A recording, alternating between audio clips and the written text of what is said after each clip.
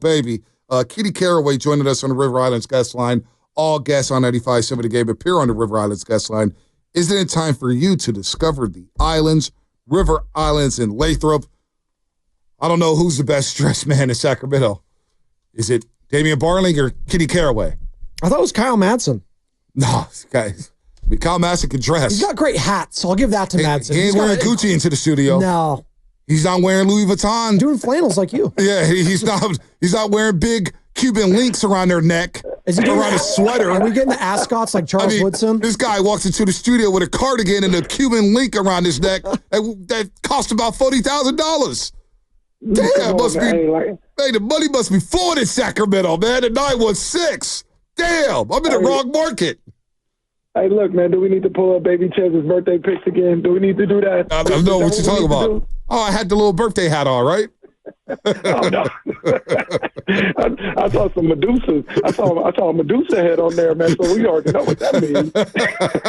Hey, the only thing I'm disappointed about is I didn't take the chains out that day. Damn it. No, I'm trying to get like you guys up there in Sacramento, but it's my boy Spadoni, man, just brought up Buddy Hield, and before last night, Buddy had missed 23 of his last 25 three-point attempts. And, the first 15 games, it was all good, right? They're 12-3, the Warriors, that is, and Buddy's lighting it up, and people are already said, oh, Buddy over Clay. Clay who? I said, wait, just hold your horses real quick. And Kings fans are telling me, just wait, Bonte, just wait. Now, I still got hope that Buddy Hield will get his shot back. But, boy, the struggle's been real. He shot 30% from three in the month of December. Is this who Buddy Hield is? Have we just not watched the rest of the NBA the last decade? Short answer, yes, this is who Buddy Hield is. That's just what it is. That's who he is. Now, look, here, so Buddy's a little complicated. You talk to a lot of people out here in Sacramento about Buddy Hield, and they won't have too many nice things to say about Buddy. Buddy is fine with me. Like, he's fine. Like, the reason why he gets a lot of hate is because he literally thinks he's Kobe. Like, he's like, no, I'm Kobe. Give me the ball. Like, I'm a cook. Buddy Buckets is a real thing. I thought at the beginning of the season, I couldn't believe what I was seeing. I was like, yo, this is crazy. This guy's shooting like 58% from three. He can't miss. He's hitting off the dribble. I said, this is crazy. Now you see the way he's playing right now. And I don't believe he's not going to be like this the whole year. He's just an up and down guy.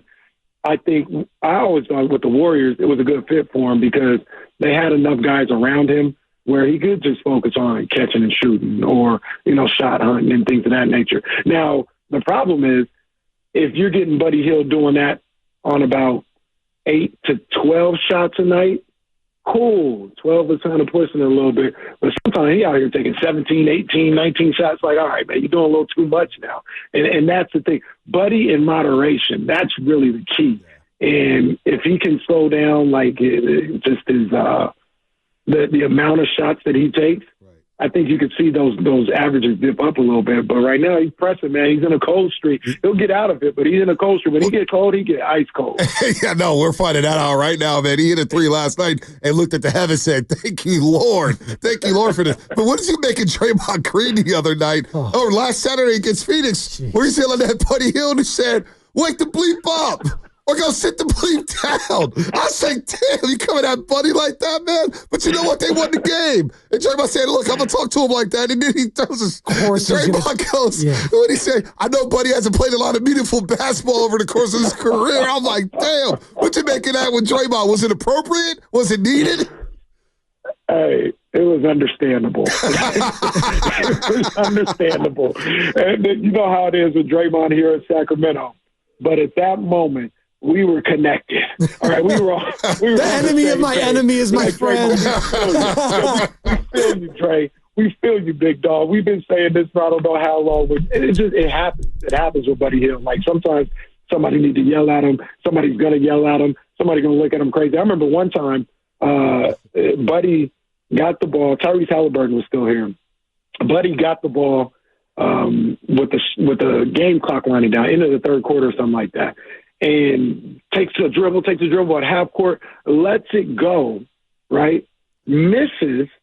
Tyrese Halliburton runs down, catches the ball, puts it back in at the buzzer. So me telling you that story lets you know how much time was on the clock when Buddy shot a half-court shot at the end of the buzzer. Tyrese got the rebound, put it back up and in before the buzzer. And Tyrese gets the ball, puts it in. He don't even celebrate. He looks at Harrison Barnes like, what's this guy doing? Like, what is he doing? That's the Buddy Hield experience right there. Draymond got a piece of it. And like I said, we was connected on Saturday night, and we was all like, we feel you, Dre. We feel you. We're not always on the same page, but we feel you on this one, big dog. Talking to Kenny Caraway, co-host of D'Lo and Casey on ESPN 1320 in Sacramento, our sister station over there, and the Warriors and Kings obviously play on Sunday. And Kenny, I'm just thinking right now, like 2 years ago, these teams met in the first round of the Western Conference playoffs, and since then, it's been not a dumpster fire. That's really strong, but it's just not been good basketball between both of these teams. Obviously, last year in the play-in, Kings won that game but failed to make the playoffs. What the hell has happened to the Sacramento Kings in the last few seasons since that Game 7 matchup at Golden One Center? Man, it's crazy. You know, you talk about 2 years ago and you talk about Kings versus Warriors, and people are talking this year, what's wrong with the NBA? They don't have any rivalries on. That was supposed to be it. Kings Warriors are supposed to be. I know we go back and forth, and the Warriors are the Warriors. They move the needle. They're the ratings and all. But you need a dance partner, right? You need a dance partner a lot of these times to have these mega ratings sometimes. And that was the dance partner, the Warriors, the behemoth that was the Golden State Warriors with the madness that was Golden One Center and the Beam Team and all this other stuff. That was supposed to be one of them rivalries that was going to help the NBA moving forward. And both of these teams have just fell flat on their face in the last 2 years. Sacramento, I mean, there's so much going on. There's so much disappointment for what happened this year. You get DeRozan in the summer, and you feel like that's going to be something that's going to propel you back to the playoffs and a little bit more. And it has been the exact opposite so far. They're 4 games under 500. They fired Mike Brown at this point, who just won Coach of the Year. Less than 2 seasons ago. And, they're struggling. They're doing what they can to keep their head above water right now. They got Doug Christie in there, and a lot of people are upset about what happened with Mike Brown. A lot of people are upset, and I understand it. I didn't like it either. I didn't like Mike Brown having to leave, and I didn't like the way it went down as well. I understood it, though. And then you look at Doug Christie. I'm a big believer in Doug Christie.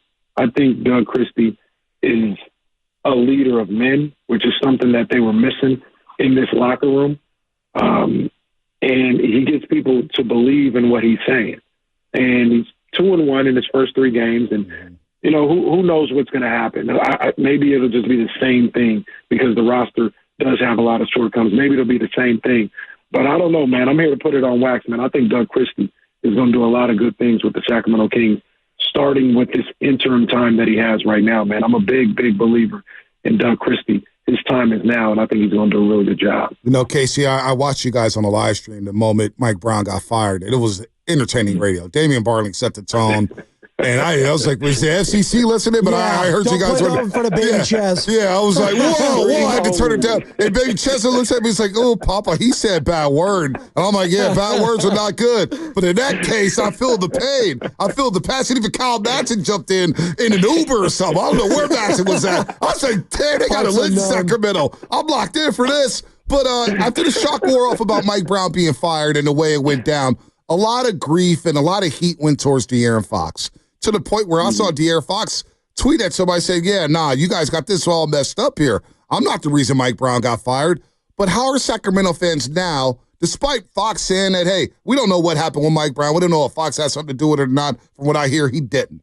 But how are Kings fans viewing Fox now after not only the Mike Brown firing, but the Rich Paul meetings with the Sacramento Kings brass, in which we don't know if Fox is going to be there in Sacramento long term? Have Kings fans sort of turned on Fox right now? There's a contingent of fans who, are frustrated with De'Aaron Fox, and some of it comes from just him by nature, right? Like, he's kind of a low key guy. He's not a rah guy. He's just kind of chill. He goes about his business.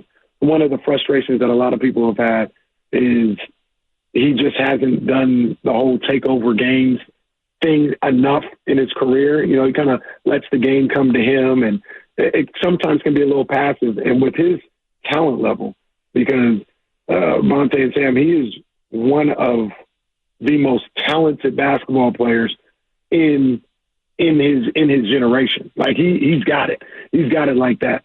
And the fact that he didn't do that on a consistent basis frustrated people. But they love De'Aaron Fox here. They love De'Aaron Fox here to the depths, to the end. And they're frustrated. They're scared. They're worried that he might leave. But if De'Aaron Fox wants to stay, the city's going to welcome him with open arms. So he decides he doesn't want to be here anymore, because he was on his way to being the greatest king of all time. And if he stays, that's where he's going to get to. But, he got him to the playoffs. He broke the streak. He gets the credit for all of that. Sometimes I just think Damian says this a lot. He, talking about Damian, thinks that he knows how good De'Aaron Fox is more than De'Aaron Fox knows. You know what I mean? And that's what frustrates people from time to time. But as far as turning on De'Aaron Fox, not at all. Not at all. This is his city. This is his city, man. And we're going to ride with him as long as he's here. Talking with Kenny Caraway, co-host of D'Lo and Casey on ESPN 1320 and SAC, Joe Spadoni alongside Bonte Hill here. And Kenny, we can pivot a little bit to the San Francisco 49ers, because obviously you guys cover the Niners out there a very high level. And just another disappointing season. We're talking about disappointing seasons of the Kings and Warriors thus far, but a tremendously disappointing season for the San Francisco 49ers, who were just a year ago had the dreams of hoisting a Lombardi trophy. And now those dreams seem very far away. How would you evaluate this past season for, you can pick and choose who you want to talk about, but I mean, the biggest name obviously is the guy that's going to get paid probably, and that's Brock Purdy. What did you think of his season and, his upcoming payday? He had a good but not great season. And I don't think there's anything wrong with that. Like, if you look at the numbers, and there's more to it, like I watch the games, so sometimes you look past the numbers. The numbers will tell you he's a top 10 quarterback. The numbers will tell you probably he's closer to 5 than he is to 10. You look at, a lot of those numbers, and it supports that. I watched the games this year just like everybody else, and he wasn't always comfortable. His decision-making wasn't always there. But I thought he had a good season. I think he's under a super microscope, which is just the nature of the beast. But I thought he was good this year, considering, you look at that offense sometimes, and there was second stringers and rookies all over the place. I mean, how many running backs did these guys go? They went through about 6 running backs this year. Their first-round pick got shot. Yeah. I didn't stutter. The first-round pick got shot in the chest. Right down the street from our studio. I walk by there every day. He got shot in the chest, for crying out loud. I mean, my goodness. Christian McCaffrey, the biggest weapon that, anybody has in the NFL a lot of the time, at least this past season, he wasn't there for much of the season. The best left tackle maybe in the history of the game, or one of the best left tackles in the history of the game, was in and out of the lineup. George Kittle was in and out of the lineup. My man Deebo, who I love, he looks like he's a shell of himself a lot of the times. And Brandon Ayuk ripped his knee apart halfway through the season. And still with all that, you look at Brock Purdy, he's top 10 in yards. The touchdowns weren't there. They had a red zone issue or whatever the case may be. But you look at the QBR, you look at the completion percentage, you look at the average yards per pass and all this other stuff. It's still up there. It's still up there. And I think, do I want to give him $60 million? No, but that might also be just kind of what the market dictates. I don't think he will. I think they'll find a way to get him more than Trevor Lawrence. That's the key. That's the killer right there. He'll get more than Trevor Lawrence, but maybe not as much as Dak. And I think he deserves it. I believe in Brock Purdy. And much like everybody said, well, he's no good without talent around him. Yeah, no, almost cursed. Yeah, of course. Like, you need talent around you to be good. And Brock Purdy is no different than any other quarterback in this league. So, yeah, I'll tell you, man. I have no reservations. KC, with the way Parag Marate can, draw up contracts, who's to say it's not a 2-year deal with opt-outs after the first year or second year? Hell, if it's a 5-year deal, you can opt out after 1 year. It's the Jimmy G contract where you have a chance to get out of the contract every April. So I'm not worried about 50 to 60 million, because you're right. What quarterback without talent is going to thrive? We saw Mahomes in the Super Bowl with no offensive line couldn't score more than 9 points. All right, we saw Tom Brady in Super Bowls struggle because his offensive line couldn't block. His last year in New England, I thought Brady was washed. I thought he was washed, but then you look at the roster around him, it's like, well, that wasn't really a good roster. So nobody's going to thrive. You need your offensive line, as you mentioned, a running back situation, and you need some receivers who can beat man coverage. Beat man coverage. Yeah. Now, let's end this conversation with this because I'm glad I don't think Jed York had to come out and say that Shanahan and Lynch are coming back. We already knew that unless you're a dumbass who thinks that you're going to fire these guys after one down year. That's just idiotic talk right there. So they're coming back. We know that. Brock Purdy's probably going to come back as well. But one guy I looked at on Monday Night Football last week against Detroit, and he got one target. Now, the one target went for a touchdown, but it was on a jet sweep. Deebo Samuel. I feel like we're going to see Deebo Samuel, if he does suit up for the last time on Sunday against Arizona. What do you think about that, KC? It feels like he's playing out the string here. Man, Deebo is, I talk about this all the time on the show, he's my favorite 49er in a long time. Him and Fred Warner.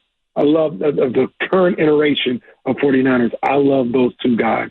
Deebo is my guy, but Deebo is washed. He's finished. He's not the same. You know, you guys, I talk about this on the show often, right? You remember the movie Little Big League? Oh, yeah. You know, where the kid took over the manager position for the Twins. Yep. And he had the old great, like the old Will Clark type guy that he loved, and he was struggling. And the guy, the old Will Clark type guy, he gets a seeing eye single in the right field. And the little kid goes, he tells the little adult assistant manager, he says, see, look at him. He got that hit. You know what I mean? He still got it. He still got it. And the guy tells him, that was a single to right field. If you're excited about that, that tells you everything that you need to know about where he's at. And that's how I feel when I see Deebo on a jet sweep go for 11 yards. I'm like, look at Deebo. He got 11 yards on that one. This guy used to go 40 yards to the house. And I'm up here getting hyped because he goes 11 yards on a jet sweep. Oh, man is finished, man. He's finished, man. And I think we've seen the last of him as a 49er. And, you know, it's time to regroup. You talk about this 49ers team. I don't think that they need a complete rebuild. I think there's still young talent there. You still got your Warners.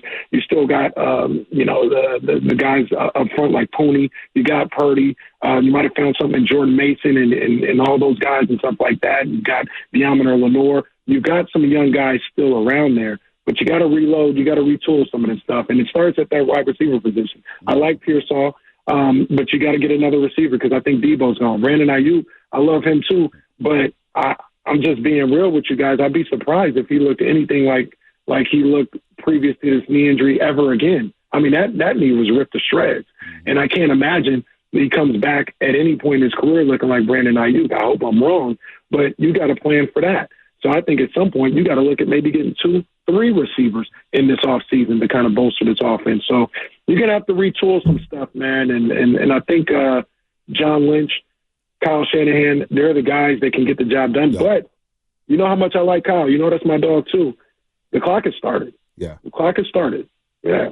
No doubt. Clock has started, but he's not going anywhere, and they'll be recharged. I think they need to fix the trenches as well. Defensive line, offensive line, they'll fix that. But I think the Niners will be back in contention next season for the NFC. But, hey, Kitty, it's on Sunday. The first round between the Warriors and Kings. You know, Monday shows are going to be lit. Monday show's going to be lit. You know, it's good. You know, I can't let you guys come down to the dental office and come away with the win. I got to give you guys some root canals, some Novocaine, put some braces on your mouth. I'm telling you right now, man, it's going down on Sunday. It's going to be a quick little teeth cleaning real quick. You know what I mean? It's going to be real quiet in there. Real quiet. You know what I'm saying? We ain't got to worry about that. It's going to be real quiet in there. And, you know, to be honest with you, you know what I'm afraid? I'm afraid of Buddy Hield, man. Remember when Harrison Barnes? Remember when Harrison Barnes last year? Remember when Harrison Barnes hit for 39 on the Warriors last year? I do remember that. I can see Buddy Hield trying to go off, man. I'm worried about Buddy Hield, man. He might get his groove back on Sunday. Hey, man, he might start cooking. I can't wait for that. You guys got the Grizzlies tonight. The Warriors have the Grizzlies Saturday. No so doubt. I need you to run them into the ground, tire those legs out, so we could, you know, make quick work of them on Saturday. And then Sunday, we'll see you down here at the dental office. Let's go. That's the plan. And I think it's a back-to-back. I think Steph don't need to play 2 nights of a back-to-back. Got to look at that knee a little bit, man. Yeah. Got to look at that knee. So, you know what I'm saying? Have him play against the Grizzlies. He can sit out against the Kings. It's good. Oh, and you know, Sabonis may get the Draymond flu. You know that may happen. Don't do that to Dre. Don't do that to Sabonis. Don't do that. My boy gonna be ready to go. All right, Stomp the yard part 4. There you go. Oh, hey, relax over there. Relax over there, all right? He's playing well. He's a champion to change. Yeah. KC, always good to talk to you, my brother. Always love, man. Y'all take care. Bonte, Joe. I think I said Sam earlier. It's Joe, okay. You and Baldy both. Yeah, Baldy called me Sam 4 different times the other day. Screen. No, Sam is on my screen. That's why I said that. Okay, gotcha. Hey, you know what? The way Joe been talking about my Warriors, man, you can call him whatever the hell you want to, KC. Hey, Kenny would be coming on my side. I'm saying trade Draymond now. The value's at an all-time high. He wants to trade Draymond for Jimmy Butler. I want nothing to do with Jimmy Butler right now. I want nothing to do with that guy. The trick or treat Draymond, you don't know what you're getting every night. You don't know what you're getting. Sometimes you play good, sometimes you don't. Hey, none of that's been happening this year. He's a champion to change. Yeah. He showed a lot of leadership this season. All right? Leave my boy alone. KC, have a good Friday, my brother. Man. Have a good show up there. Y'all take care, man. I take care, bro. Anytime. Kenny Caraway, ESPN 1320. Damian Barley and Kenny